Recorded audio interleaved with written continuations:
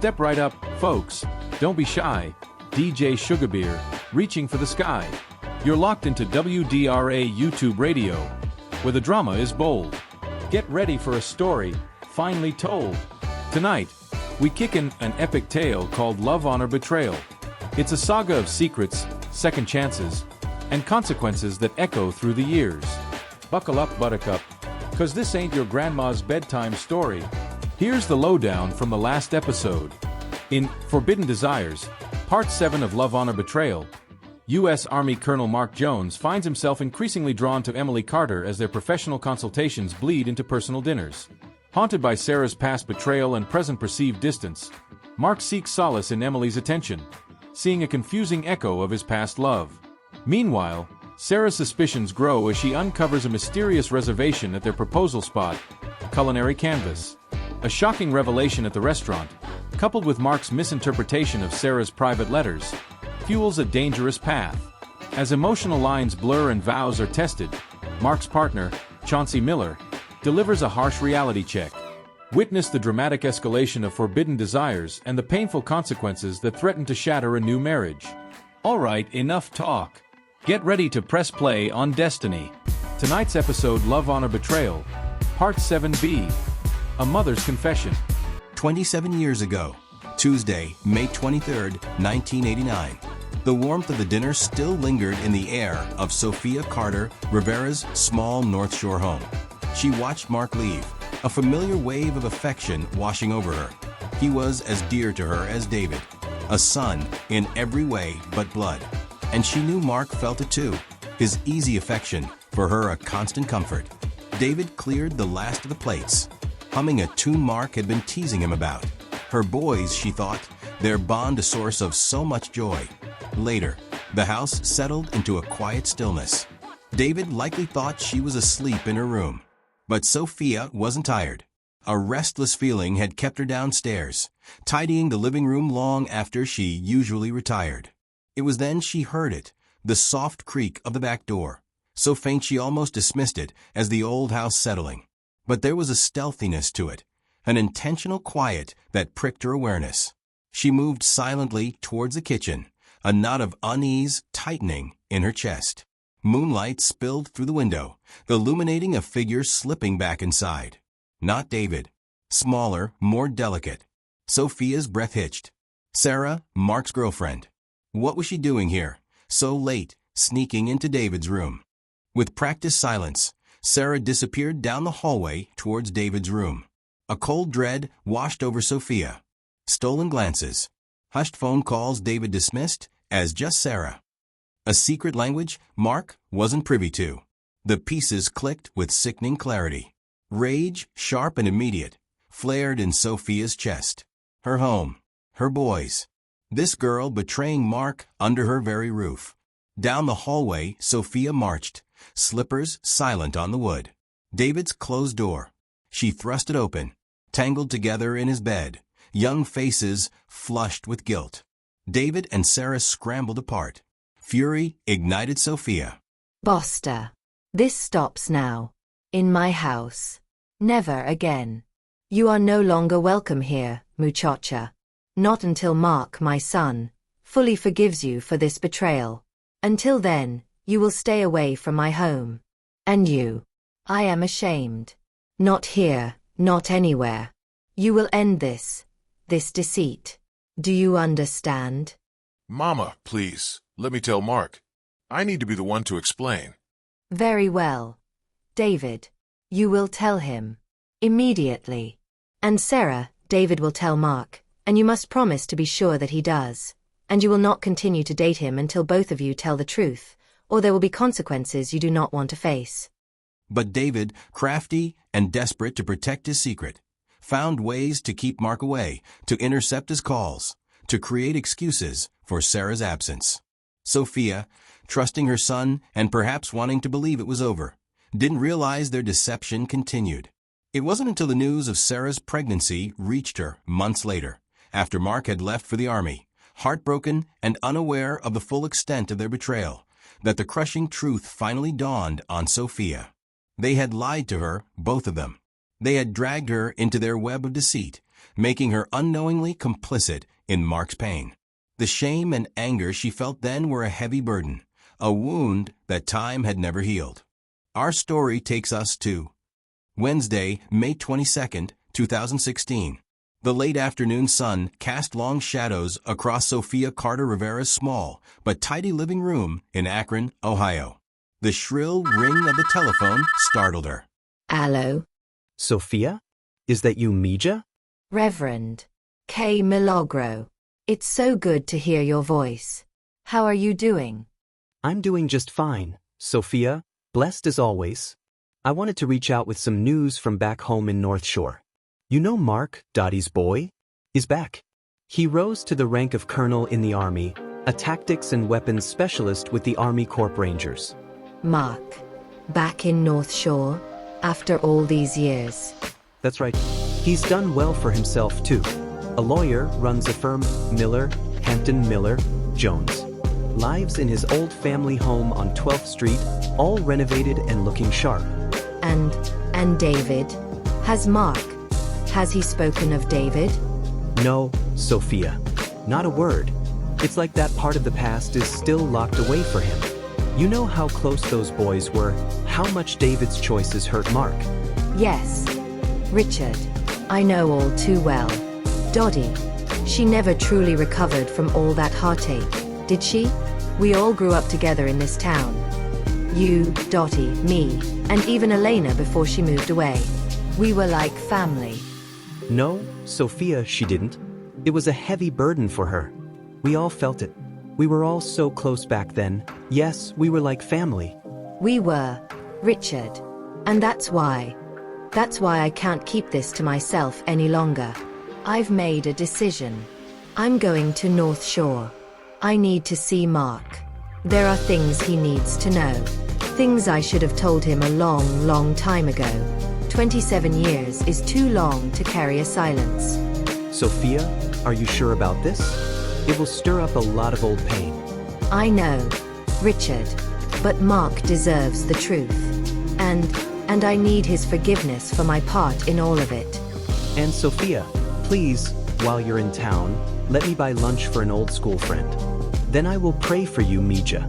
Pray for healing and understanding. Let me know how it goes. I will. Richard, thank you for letting me know about Mark. It feels like it's time.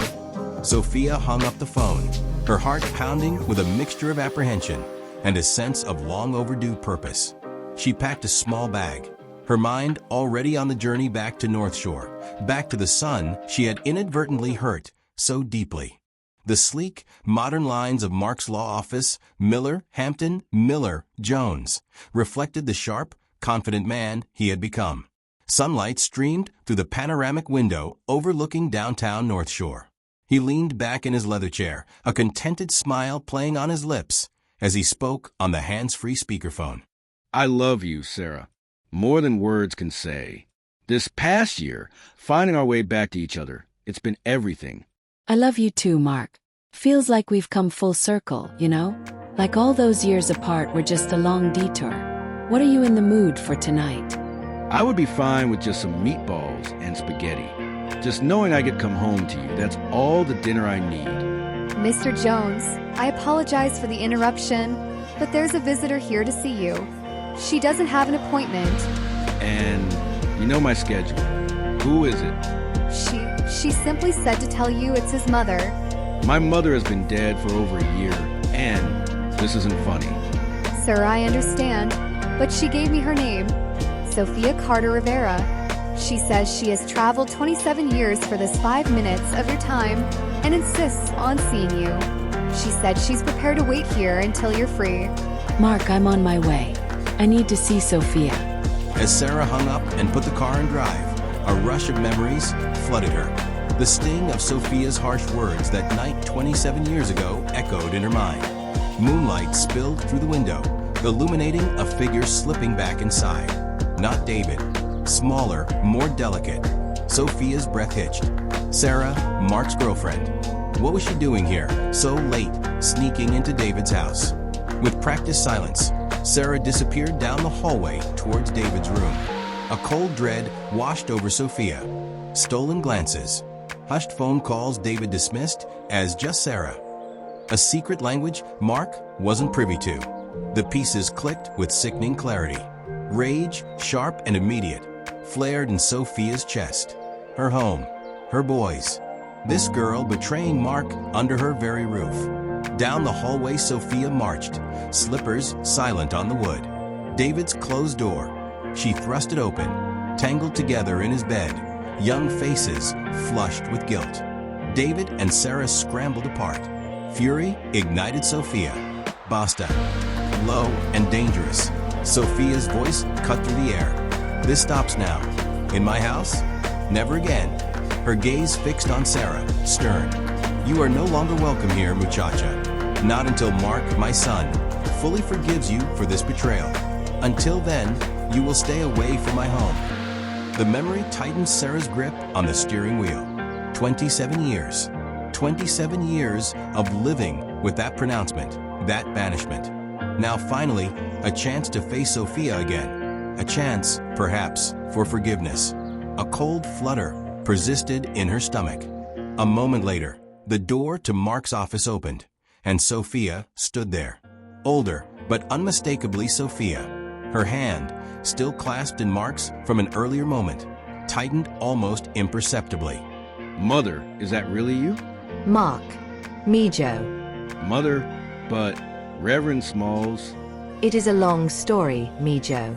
Thank you for seeing me. Can we talk? Of course. Mother, please. He gestured for her to sit, and he settled back into his own chair, his gaze fixed on her. Her voice thick with emotion as she described finding David and Sarah together and her subsequent actions and inactions.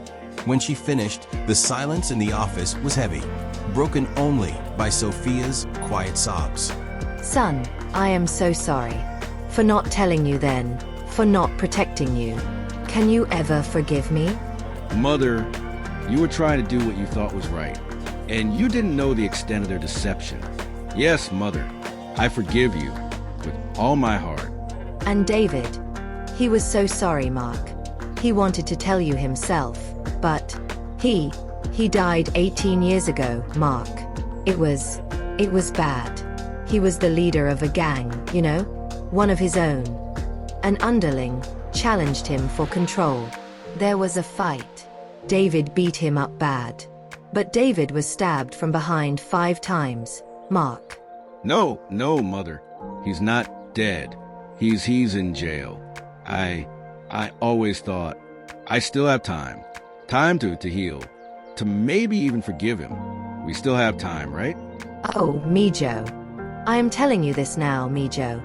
Because there cannot exist secrets between mother and son. Just then, the office door opened, and Sarah stood there, her expression a mix of nervousness and desperate hope. Mark, and said there was someone important here. Sofia looked at Sarah, a complex mix of emotions. The ingrained hurt of 27 years of banishment, a flicker of the motherly affection she once held, and the weight of knowing Sofia had been kept from her granddaughter, swirling within her. Mark looked at Sarah, then back at Sofia, a silent question in his eyes. Sofia, it has been 27 years. 27 years since you banished me. From your house, from your life. I came because I have carried the weight of that for so long. I came to ask for your forgiveness. For everything that happened all those years ago. I was young and foolish, and I caused so much pain. Sarah muchacha. Has been a long time. I was angry, so angry. But seeing you here, and knowing you have carried this. Yes, Sarah. Forgive you. Sarah. It was a long time ago. And Mark has forgiven you. So, yes. I forgive you too, Sarah. A wave of relief washed over Sarah, but beneath it, the steady undertow of the unsaid pulled her down. Mark and Sofia have both offered their forgiveness. A huge weight has lifted, but there's still so much they don't know. How do I even begin to reveal the rest? A familiar saying drifted into her thoughts. In time, all things will be revealed. Mark looked at Sarah, a complicated mix of emotions, confusion, a flicker of the old affection, and the crushing weight of Sophia's news about David, evident in his expression. So many years, so much I thought I knew, and now this. His shoulders slumped almost imperceptibly. And Sarah, there's a distance in her eyes sometimes, a weight she carries that I can't quite understand. We found our way back to each other. And one of the things we both wanted was to try and heal the past. And that includes your forgiveness, Mother. The air in the office was thick with unspoken emotions, the weight of past betrayals, now mingling with the unexpected possibility of a new beginning, now overshadowed by the irreversible loss Mark had just learned.